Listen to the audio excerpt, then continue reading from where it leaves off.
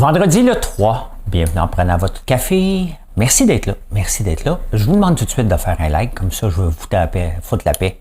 Par la suite, hey, les conservateurs vont-ils venir à bout du wokisme au Canada? Ben peut-être. Hein?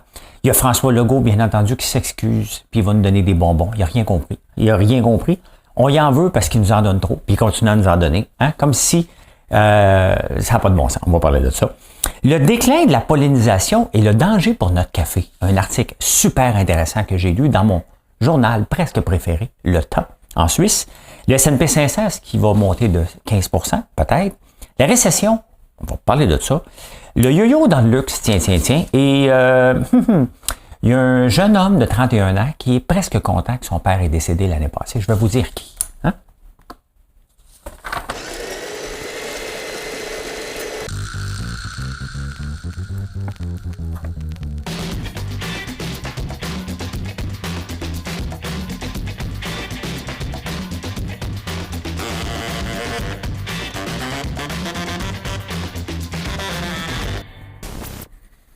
On va parler de l'accès à la propriété, des bons sujets aujourd'hui. Merci. Moi aussi, j'aime ça faire ce show-là. Puis merci d'être là. Sincèrement, là, je m'amuse beaucoup, je m'informe beaucoup.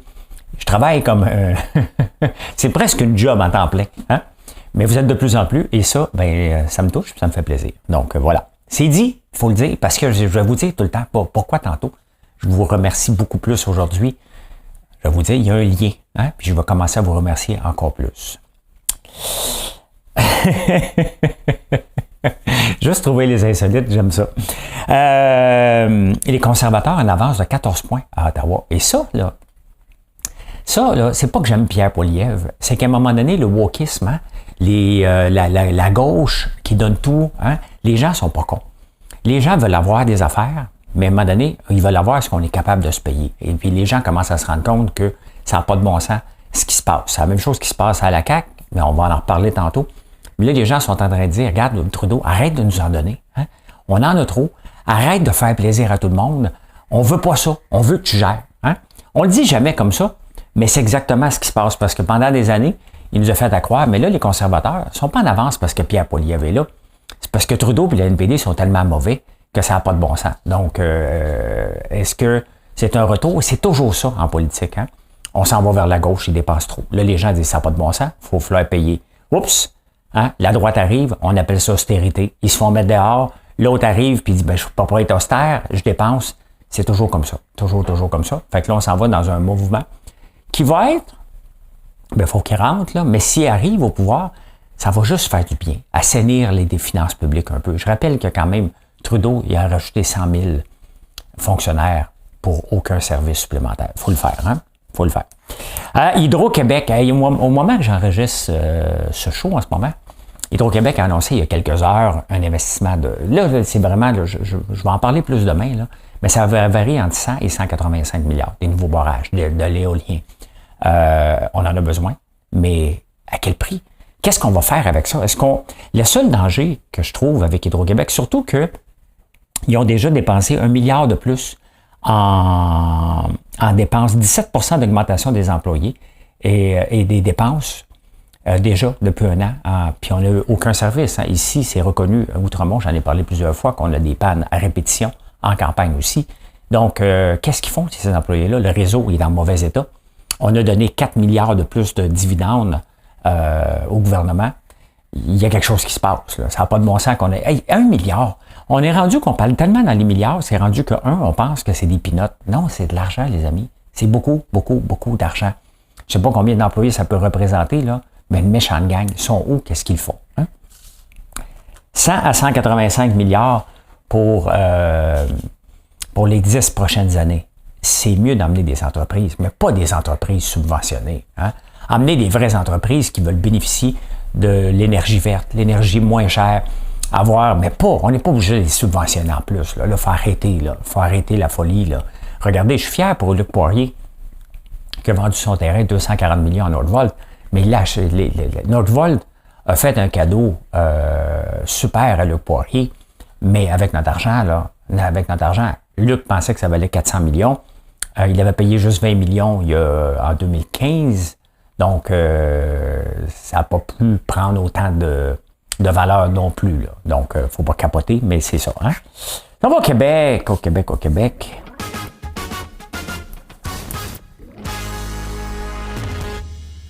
La crise du logement. Hein? Comment est créée cette crise du logement-là? Elle est créée par un manque de construction, point final.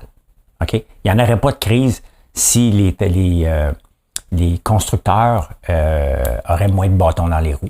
Regardez à Montréal, le temps d'attente a augmenté de 38 entre la demande d'un permis et l'attente qu'on se fasse dire oui, plus tous les documents qu'on doit donner, on parle de 106 jours d'attente. Hein? Ce qui est quand même pas si mal, je trouve, parce que je m'attendais que ça soit pire, mais il reste qu'à un moment donné, les gens se découragent. Hein? Parce que tu déposes, il faut que tu refasses un amendement. Ça, là, depuis 2018, je vous rappelle que Valérie Plante est là. Valérie Plante ne veut pas de construction. Hein? On ne sait pas ce qu'elle veut. Hein? On ne sait pas ce qu'elle veut. Elle a tellement peur d'être associée avec le capitalisme qu'elle dit non à peu près à tout, elle met des bâtons dans les roues à tout le monde. C'est pour ça. La crise du logement, cependant, on ne mettra pas toutes les blancs à Valérie Plante, là, elle est mondiale. Elle est pareille en France, elle est pareille aux États-Unis, pas en Chine, cependant. Parce que pourquoi? Il y a beaucoup d'immigration vers ces pays-là, tout simplement. Mais il reste qu'à un moment donné, il faut arrêter de mettre des bâtons. Pourquoi qu'on a une pénurie de logements en France? Bâtons dans les roues pour la construction. Rénovation, c'est compliqué. Hein? Au point de vue, en France, il faut que tous les vieux bâtiments, il faut s'assurer qu'ils ne sont pas des passoires énergétiques. Donc, les gens ne renouvellent plus, tout simplement. Donc, la crise du logement est faite parce qu'il manque de propriétaires qui veulent acheter. C'est simple. Hein? C'est simple. Puis quand on voit ça, on devrait réduire ça, là. Si ça augmentait de 38 %, ça décourage les gens. Moi, si je sais que je m'en vais déposer un permis, juste ici pour faire ma demande de permis, là, une fois, là, j'avais juste, vous voyez l'escalier en arrière, là, ceux qui le voient, là, le petit escalier. Ici, je suis dans un rez-de-jardin. Pour descendre ici, avant, c'est une cave. OK? C'est un petit escalier, tout renfermé. Fait que je l'ai ouvert et je l'ai mis un escalier plus grand. Et à Outremont, on n'a pas besoin de demander des permis pour certains travaux, sauf pour ça. Puis ils m'ont retardé de 6 mois, tout simplement. Puis à un moment donné, je suis allé les voir, j'ai dit, peux-tu me dire oui? Il dit, c'est quoi tu fais? Puis j'ai agrandi un escalier. C'est-tu approuvé? Oui. Bon, il me l'a approuvé, j'ai payé 25 $, je suis parti. Donc, ça niaisait tout simplement. Pourquoi ça niaise? Hein? Pourquoi qu'on n'a pas, le mot d'ordre n'est pas lancé? Regarde, on va se grouiller le cul, on va les approuver, les permis, puis on va arrêter de niaiser. Mais c'est tout le temps en raison de l'urbanisme, puis de l'urbanisme, puis de l'urbanisme. Je suis bien d'accord, mais pas au point de tout retarder. On devrait être un exemple. On ne devrait pas se fier et dire « Oui, mais c'est la même chose à Paris, c'est la même chose à Toronto. » Non, soyons des exemples des fois. Hein? Soyons des exemples. Les intentions de vote de la CAQ, hein, ça, cette semaine, c'est vraiment ce qui a donné un coup de batte dans les jambes à François Legault. Et là, ben, il dit « Je suis triste que les Québécois m'aiment plus. » Ben oui, mais tu as mis une équipe de pourris. Hein? À part Geneviève Guilbeault, là, qui a du talent dans cette équipe-là? Fitzgibbon dépense des milliards. Là, on est tanné. On est tanné de le voir dépenser des milliards. Bernard Drinville, il est pourri. Le troisième lien, tu fais du volte-face.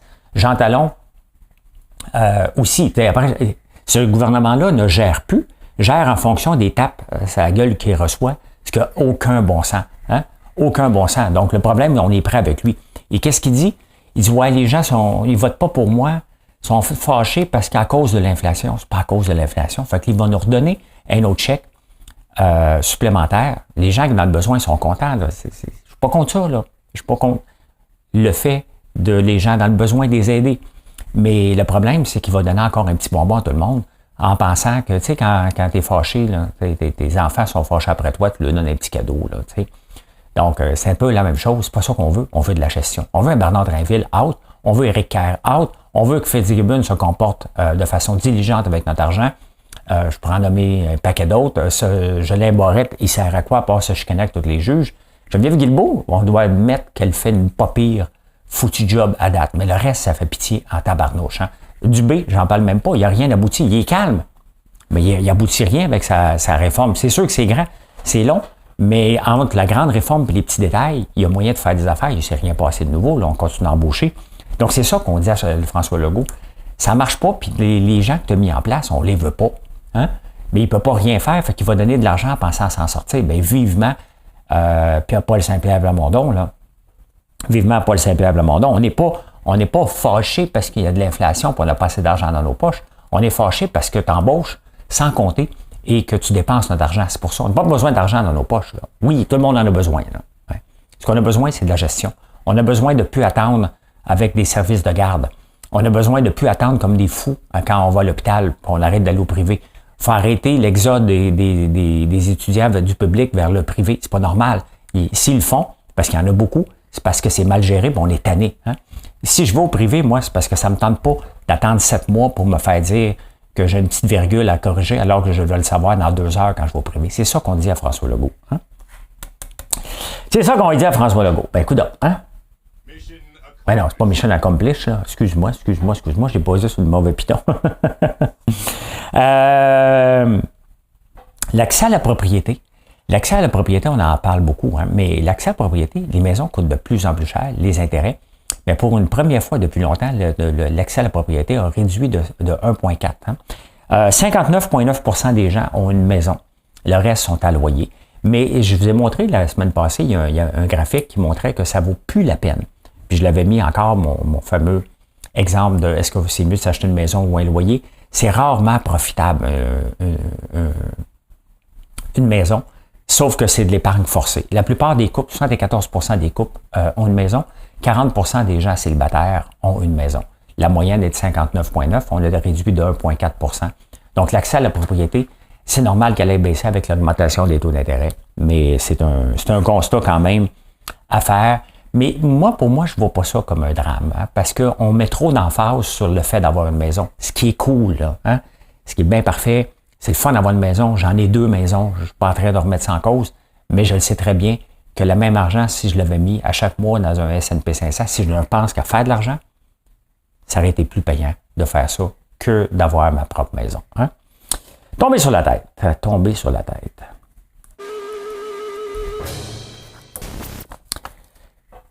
Le déclin de la pollinisation, hein, on en parle souvent, les abeilles.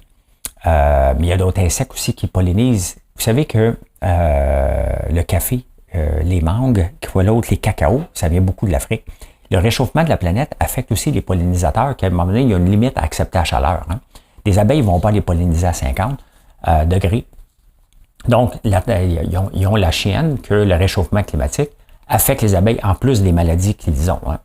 Donc, ça se peut que le cacao, dans un avenir très rapproché, le café, hein, imaginez-vous qu'on sera en manque de pollinisateurs. Je ne savais pas que le café, hein, puis j'ai pas eu le temps de faire des recherches, je voulais regarder ça, parce que 75% des plantes qu'on mange ou qu'on utilise sont pollinisées par des animaux.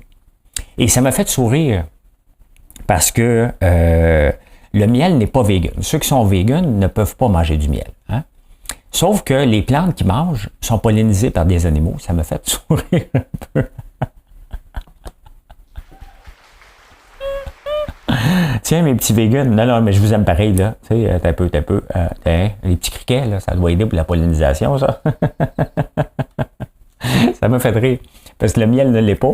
Mais pour manger leurs légumes et leurs fruits qu'ils aiment tant, ils ont besoin des abeilles qui viennent polliniser ça. Donc, je trouvais ça paradoxal un peu. Puis ça m'a fait sourire quand j'ai réfléchi à ça. Des fois, j'ai des bulles au cerveau qui me font bien rire. Celle-là, c'est comme ma joke de la semaine.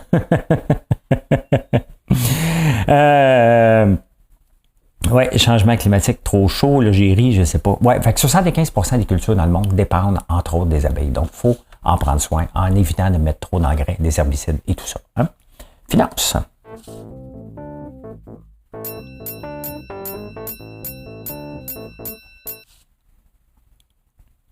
Est-ce que le S&P 500 pourrait monter de 15%?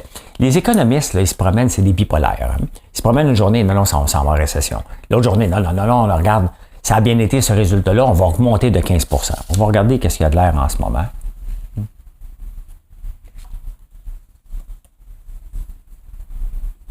Ah, ben, je peux le regarder ici, j'ai TradingView, on va regarder ça.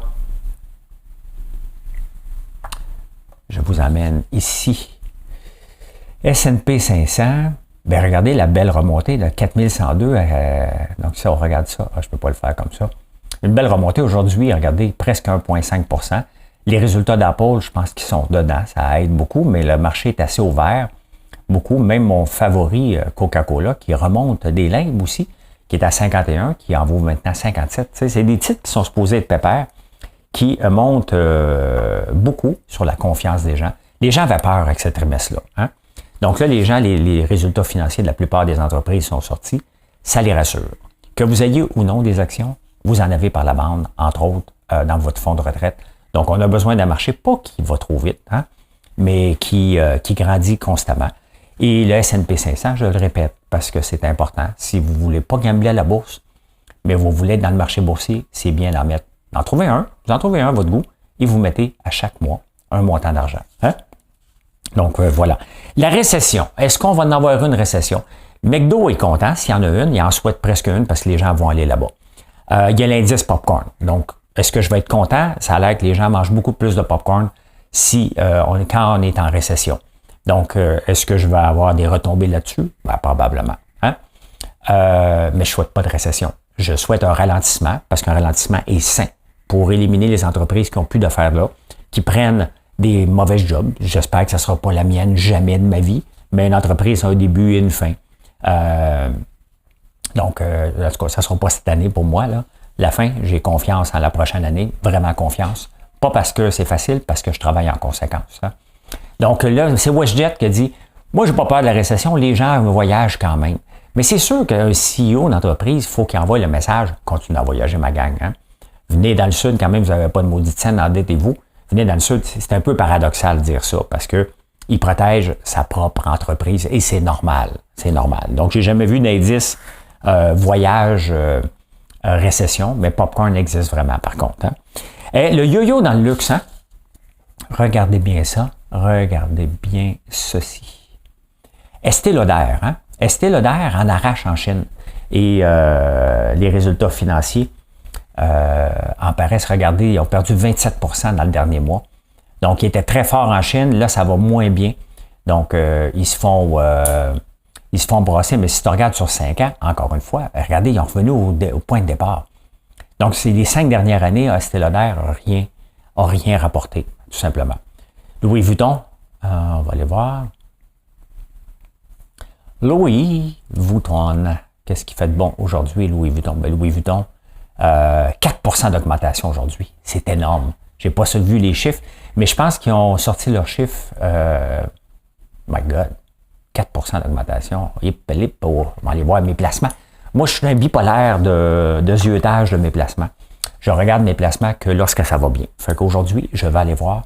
J'ai du Louis Vuitton depuis un méchant bout. J'ai du Couche-Tard à long terme, du Coca-Cola.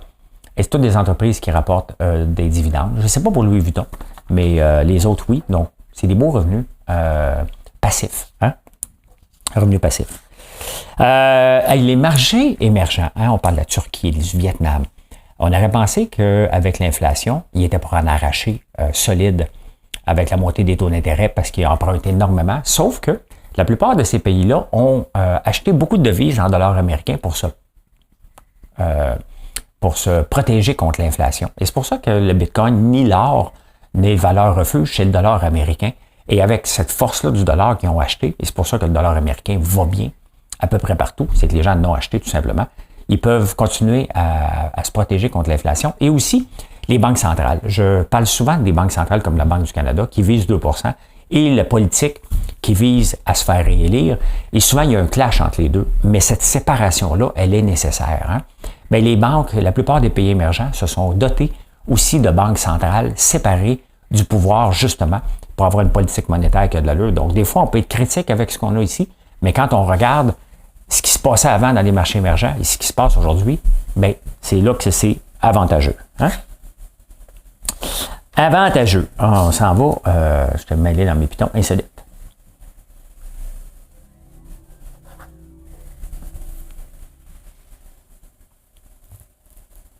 Canadien de Montréal.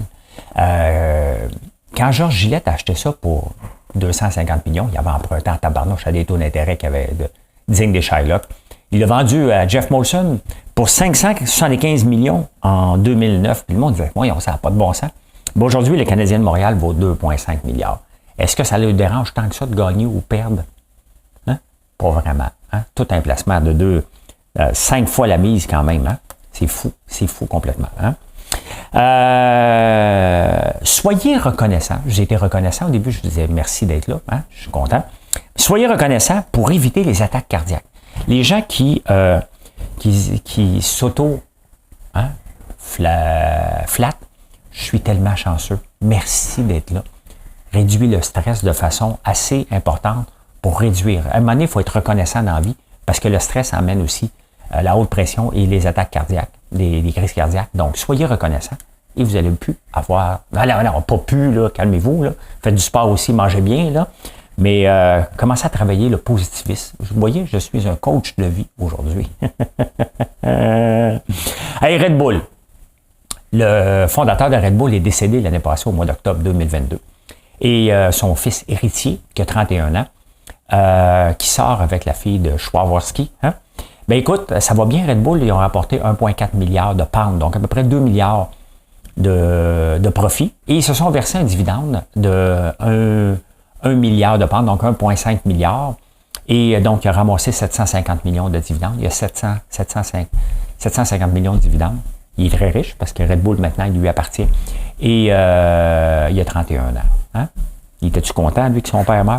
Pas tant que ça, mais ça doit faire un petit baume quand même. Hein? Ça, je peux le dire. Merci d'être là. Merci. Vous voyez, je suis reconnaissant, mais pour vrai. Si vous n'êtes pas abonné, c'est le temps de le faire encore. Je travaille fort pour ce show-là, mais j'apprécie toutes les fois que j'ai une interaction avec vous, toutes les fois que vous venez l'écouter. Quand je vois que je dépasse 2500, pour moi, qui est un milestone, je vise le 3000 après. Un jour, je vais avoir 10 000. C'est à moi de le faire connaître, c'est à moi de vous donner du contenu et d'offrir quelque chose de différent. Donc, merci beaucoup. Venez nous voir aussi sur françoislambert.one. O-N-E. Bye, bonne journée.